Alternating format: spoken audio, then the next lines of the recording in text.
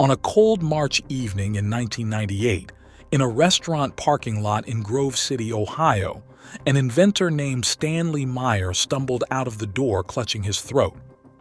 Suddenly, he gasped, whispered the words, "They poisoned me," and collapsed onto the pavement.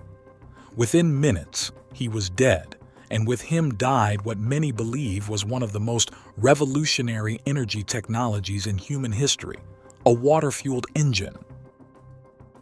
Stanley Meyer was not a conventional scientist, but an independent thinker with a deep curiosity about physics and chemistry. Born in 1940, he spent much of his life experimenting in his garage, chasing ideas that mainstream engineers dismissed as impossible. His most famous invention, the water fuel cell, was a device he claimed could power an automobile using nothing but ordinary water. Meyer said he had discovered a method to split water molecules into hydrogen and oxygen using a tiny amount of electrical energy, far less than conventional electrolysis required. A local inventor has discovered a way, hear this, to use water to run your car. The tubular array exciters or voltage zones are immersed in natural water, forming the water fuel cell. Once energized, the gases are quickly generated on demand, releasing energy in the form of hydrogen gas that is 2.5 times more powerful than gasoline. If his claims were true, they would overturn the foundations of the energy industry. A car running on water would need no gasoline, no oil, and no fossil fuels of any kind. The implications were staggering: clean, renewable energy from a resource available everywhere on Earth. But such a breakthrough, as many before him had learned, threatened powerful interests. From the moment Meyer went public with his invention, he began facing skepticism, harassment, and, eventually, events that many still interpret as deliberate suppression. Meyer's water fuel cell was based on a simple but radical idea. In standard electrolysis, electricity splits water into hydrogen and oxygen, but it consumes more energy than the hydrogen can release when burned. Meyer claimed to have overcome this limitation using high-frequency electrical pulses to resonate with the water molecules, weakening the bonds between hydrogen and oxygen. He called the process resonant electrolysis and said it required only milliamps of current to produce vast amounts of gas. Alloy rods, acting as electrodes, are housed in a perspex container that's filled with water. Normal mains voltage is fed in through a transformer, but critically, there is virtually no current consumed, less than half an amp. Meyer claims the key is his electronics, which pulses electricity rapidly across the rods at up to 20,000 cycles per second. He patented his system in the 1980s and demonstrated it to journalists, engineers, and investors. Witnesses reported seeing water-powered dune buggies driving down Ohio roads without gasoline. When asked how it worked, Meyer explained that the key lay in tuning the electrical frequency to the natural resonance of the water molecule, making it disassociate efficiently. He claimed that by doing so, water became a viable fuel source, one that could revolutionize transportation and energy production. The device attracted both fascination and hostility. Some scientists dismissed it as a misunderstanding of physics, saying his claims violated the laws of thermodynamics. Yet others who examined the device in person left uncertain, unable to explain its apparent performance. One physicist later said, "If it's a fraud, it's the most convincing one I've ever seen." Meyer's garage became a target of curiosity, with journalists, researchers, and government officials all showing up to see the impossible machine for themselves. The car itself was a modified dune buggy equipped with water tanks, stainless steel cylinders, and electronic control units. Meyer insisted that no hidden fuel sources were involved. He would pour in water, flip a switch, and the engine would roar to life.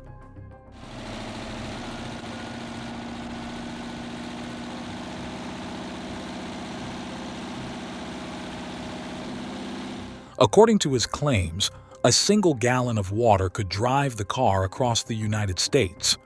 To his followers, it was proof that he had cracked one of science's oldest mysteries: how to free hydrogen cheaply and safely from water. As his invention gained attention, Meyer began receiving offers from around the world. Foreign governments, private investors, and large corporations wanted access to the technology. He refused most of them, saying he feared his discovery would be purchased and buried. "I wanted to go to the people," he often said, "not the corporations." That decision, some believe, sealed his fate. I have turned down over $1 billion cold cash from our friendly neighborhood Arabs, never to do anything and stop on this technology. But the purpose is, we pay out over $200 billion. We pay out over $200 billion to the Arabs for petrol to maintain our industrial base. They would pay $200 billion to keep this type of technology off. So now I've imparted this responsibilities to you. The only way that we're going to bring it in, and history has shown time and time again, it's only going to come in through you and I. So I impart this responsibilities to you.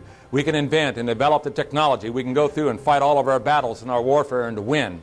But in the final analysis, it's going to come up to you.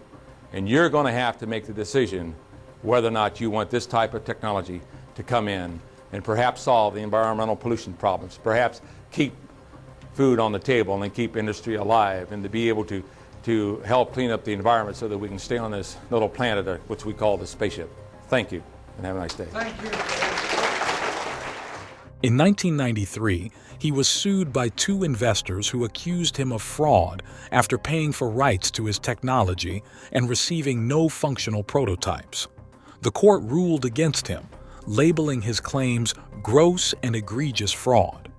Meyer maintained that the legal system had been manipulated by powerful interests who wanted to discredit him. He said that his patents had been stolen and that he was under surveillance.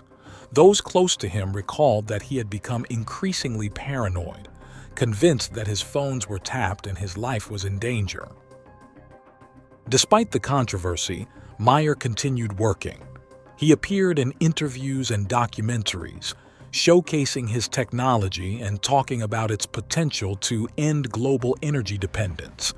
He spoke with religious fervor, calling water God's fuel and claiming his invention was divinely inspired.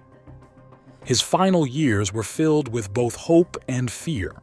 In 1997, he signed preliminary agreements with European investors to fund a research facility for large-scale development. It seemed his vision might finally come to fruition. Yet those who knew him said he was deeply uneasy, convinced that they were watching him. He told his brother that people had tried to buy his silence and that he refused. Within months, he was dead. The official cause of death was a cerebral aneurysm, a natural event according to medical examiners. But to many who knew Meyer, the timing and his last words, "They poisoned me," were too coincidental to ignore. His brother, Stephen Meyer, has always maintained that Stanley's death was suspicious. The Belgian investors present that night denied any wrongdoing and returned to Europe, leaving more questions than answers. For believers, it was clear evidence that his discovery had been silenced. After his death, the water fuel cell disappeared from public view. His workshop was raided and sealed by local authorities, reportedly to secure his estate. Some claimed that government agents confiscated his notes and prototypes. Others said that critical components were stolen or destroyed before investigators arrived. Whatever the truth, no complete version of his working system ever resurfaced. Meyer had once said that the energy industry was not built to encourage innovation, but to maintain control. He compared the oil economy to a technological dictatorship where new discoveries were suppressed to protect profits. His supporters point to other inventors who met similar fates. We've made numerous videos on the suppression of Nikola Tesla's inventions, and recently we published 2 documentaries, one on Lester J. Hendershot, who invented a free energy generator and was found dead by apparent suicide. and Henry Moray, who invented a radiant energy generator which was suppressed, with Moray being shot at, threatened, and his laboratory ransacked. The pattern of discovery, discrediting, and disappearance seems almost ritual. Meyer's story fits neatly into that lineage, a modern parable of power versus progress. To skeptics, it is coincidence. To believers, it is proof that free energy is the world's most dangerous secret. The concept itself remains technically appealing. Hydrogen, after all, is the most abundant element in the universe, and burning it produces only water vapor. If a low-energy process for splitting water truly existed, it could end pollution and reshape geopolitics. Oil-producing nations would lose dominance, and centralized utilities would collapse. Such consequences provide strong motives for suppression. Whether those motives led to Meyer's death, however, remains impossible to prove. If Stanley Meyer was a fraud, he gained little from deception. He lived modestly, never growing rich from his claims, and spent most of his life working alone in his workshop. If he was genuine, his death represents one of the greatest losses in technological history. Either way, he left behind a narrative too compelling to ignore, a man who promised freedom from oil and died whispering that he had been silenced for it.